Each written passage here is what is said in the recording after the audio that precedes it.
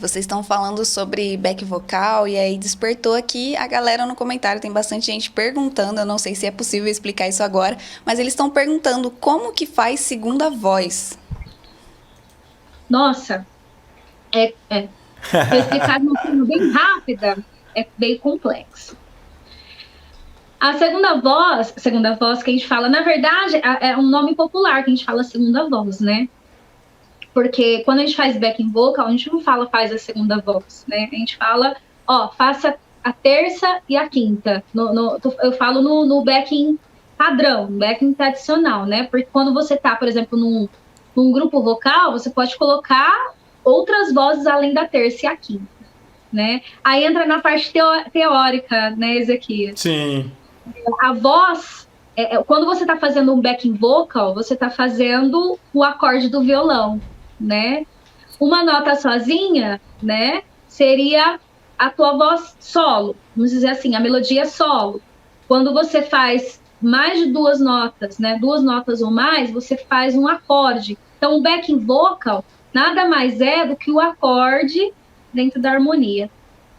Será que eu consegui explicar? Sim, não, eles entendem, porque eu já dei algumas aulas de tríades aqui, eles vão entender. Então. Sim. Gente, o backing vocal é a tríade. Mas exatamente, só que cantado, né? Então, a segunda voz, para você, tem exercícios, quando a gente faz aula de técnica vocal, a gente tem exercícios para ouvir esse intervalo. O intervalo da primeira voz, da tônica para a terça, né? Na, na, na, na, esse som, o na, da tônica para a quinta. A gente tem exercícios para fazer isso. E aí, com o tempo, você vai pegando essa manha, né, de entender o intervalo e fazer a linha melódica junto com a voz principal, acompanhando a harmonia. É mais ou menos isso, teoricamente falando. Uma dúvida que eu tenho sobre isso ainda, complementando, é uma dúvida que eu particularmente eu tenho. Uma pessoa, você vai ter mais experiência para poder me falar isso, porque você também dá aula. Uma pessoa que não toca um instrumento, nada, zero, não sabe uma nota no instrumento, é possível cantar muito bem, dividir voz muito bem, mesmo sem saber, só por intuição, tipo, igual você falou sobre o solfejo, saber onde está a terça, a nona, cantando, sem saber tocar um instrumento. É possível ou tem que tocar um instrumento para conseguir fazer back vocal legal mesmo, para achar as notas, ou é possível ser um instrumento mesmo? O aprimoramento, independente se você tem a facilidade de cantar ou não, ele é importante. Gente, eu estudo até hoje, independente se eu sei tocar um instrumento ou não. Quer dizer, eu sei tocar um instrumento, né? Mas se eu não soubesse, eu estava estudando do mesmo jeito. Na verdade, eu ia querer aprender já um instrumento, porque eu sou curiosa, né? Sim. Quando a pessoa não sabe um instrumento, tem um pouco da questão do ouvido musical, a questão, assim, de onde... como que eu vou explicar assim, de uma forma fácil? A cultura, onde a pessoa nasceu, como ela foi incentivada desde sempre à música, a apreciação que ela teve musical desde sempre, influencia. Isso faz com que a pessoa tenha mais facilidade em ter o ouvido, né? A gente chama de ouvido interior, né? Sim. Ou não. A pessoa vai conseguir, mas uma pessoa que sabe tocar um instrumento, consegue ouvir a harmonia, eu falo assim que o legal, é legal você tocar um instrumento de percussão? Sei lá, eu quero aprender uma flauta, tudo bem. Eu quero aprender um sax, tudo bem. Mas normalmente esses instrumentos, eles são mais melódicos, né? O legal é você aprender instrumentos harmônicos, um violão, um piano, um teclado, né? A guitarra, por exemplo, que a guitarra faz tanto a parte melódica quanto a parte harmônica, né? Sim. Então, o legal é você aprender esses instrumentos para aprimorar o seu conhecimento, você evoluir no canto, ajuda muito. Então você sempre incentiva isso, estudar um cantor, quer melhorar, fazer um instrumento, você acha importante também. Com certeza. Ajuda demais, demais. O cantor que não sabe, por exemplo, e vai fazer aula de canto, ele vai aprender? Vai. né? Tem essa questão que eu falei, né? Se às vezes a pessoa tenha mais facilidade ou menos facilidade, mas ela vai aprender, cada um no seu tempo, né? Não queiram ser apressados, né? Cada um tem o seu tempo, cada um tem o seu jeito, né? Sim. Mas com o instrumento isso ajuda, acelera o processo. Legal. Né? Com certeza. Eu oriento super.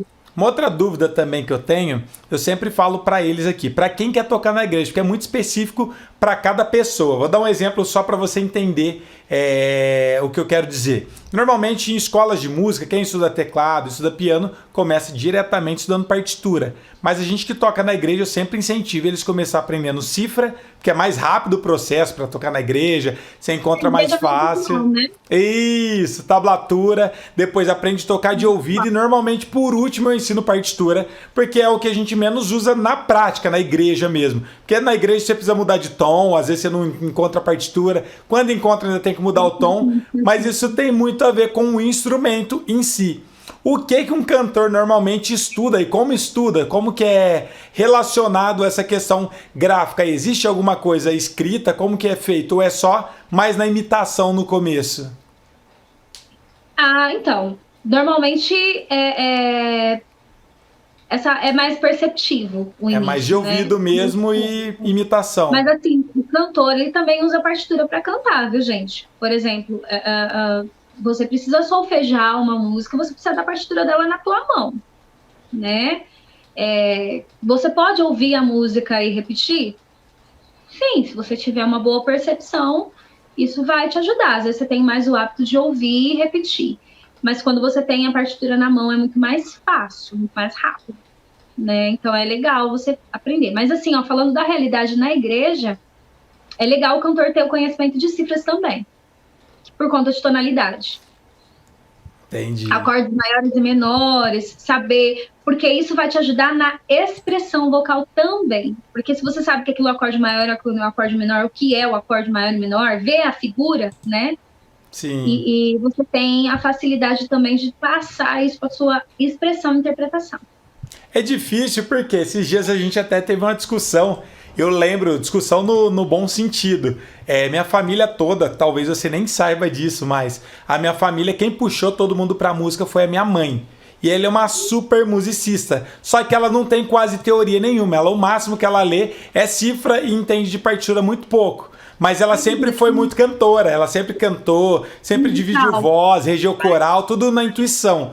E a gente estava conversando justamente sobre isso. Que a gente falou, qual que é o problema? Chega um teto, um nível, que se você não sabe, não entende de harmonia, para você fazer os arranjos, você sempre vai pelo mesmo caminho. Só que a realidade também, que eu percebo, por exemplo, um coral de igreja, como a maioria das pessoas que estão acompanhando a gente, mas até aqueles corais de escola de música. Normalmente, tem o pessoal que não tem muita noção de música, às vezes a maioria são pessoas de idade. Na igreja aqui mesmo, minha mãe estava falando uma questão que eu nem sabia. Tinha muita gente que não sabia nem ler. Então ela tinha que aprender ainda, ouvir muitas vezes a letra para poder cantar. E é uma realidade que tem em vários lugares. Tem pessoas que não sabem ler, ou às vezes não entende nada de música e entra porque gosta, quer estar na igreja, quer se ocupar. Então, o que você acha, o que é o melhor para fazer quando tem um coral desse jeito, você sendo dirigente, você sendo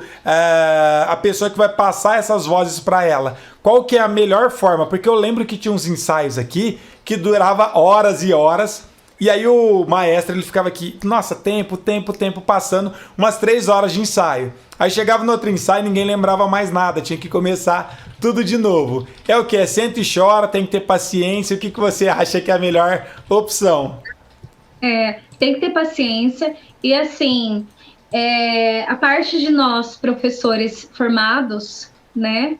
Eu falo que é porque entra nessa parte pedagógica, né? Sim. Como a gente é formado em licenciatura em música, né? A gente entende um pouco dessa parte de pedagogia da educação, né? Sim. A gente tem que ser didático.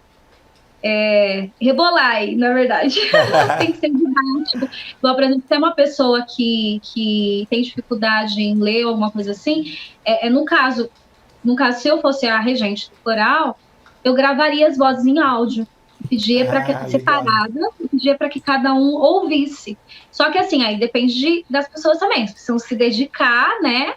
para poder aprimorar isso e evoluir, né? Sim. Não é só o lado do regente. Mas eu usaria essa didática de, por exemplo, fazer um arranjo de uma forma mais simples, até o grupo se familiarizar, porque não é só aprender a técnica, a gente chama os cantores, né? A gente precisa, com banda também é assim, né? Quando eles se juntam em banda, mas a gente tem que ter o feeling.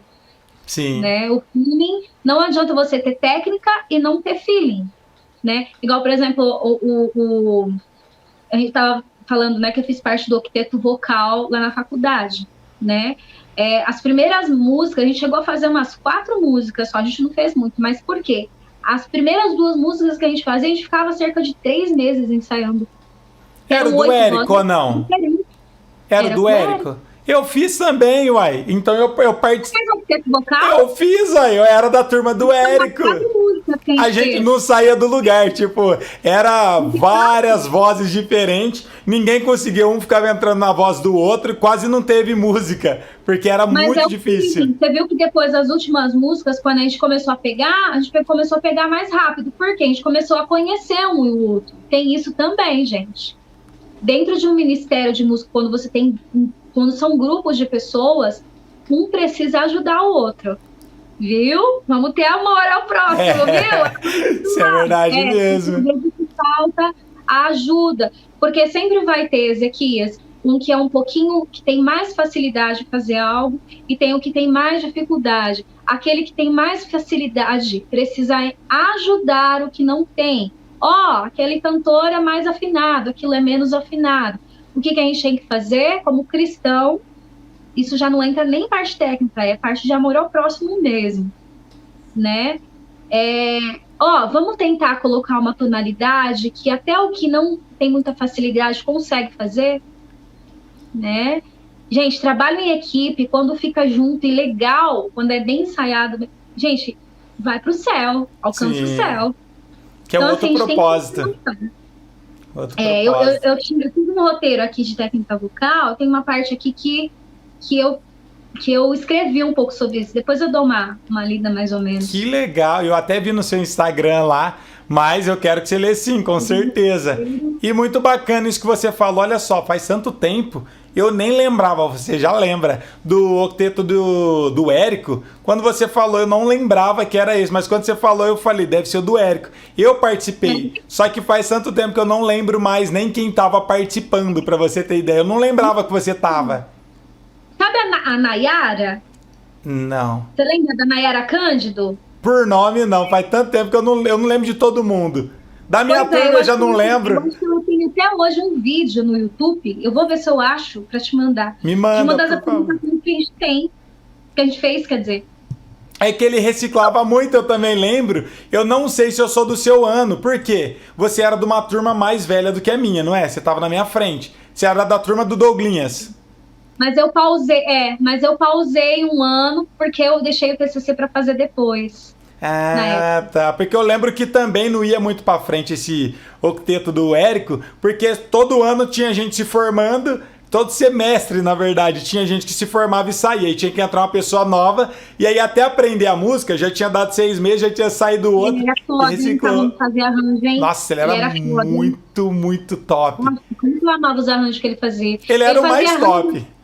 No octeto tinha até o beatbox, lembra? Eu lembro. Ele era o melhor professor de lá, porque ele é o único que virou PhD.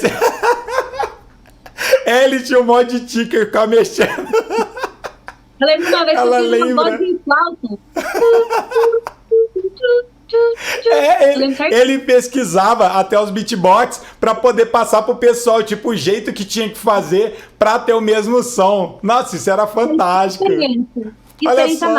E eu nem lembrava que você participava também. Pra ver quanto tempo eu não lembrava nem que eu tinha participado. Quando você falou que eu lembrei do Érico, era fantástico, fantástico. Eu tenho algumas coisas guardadas aqui, porque tem algumas coisas de faculdade guardadas aqui. Você tem? Né? Livros, nossa. Eu acho que eu tenho. Eu tenho uma pasta só com alguns arquivos da faculdade. É porque, igual, por exemplo, essa parte de arranjo vocal, pra mim é interessante guardar, né? Sim. De coral, lembra que a gente fazia o coral? Sim, tinha os cânones que a gente cantava. Quando a gente fazia. Pra mim é interessante. Esse vídeo é apenas um trecho das minhas aulas que eu faço semanalmente, toda segunda a sexta-feira, aonde eu ensino algum conteúdo de valor para você. Então, se você quer assistir esse vídeo inteiro, completo, é só você entrar no grupo do Telegram ou do WhatsApp que está aqui na descrição desse vídeo. E não se esqueça de curtir, compartilhar e se inscrever no canal para não perder nenhuma novidade.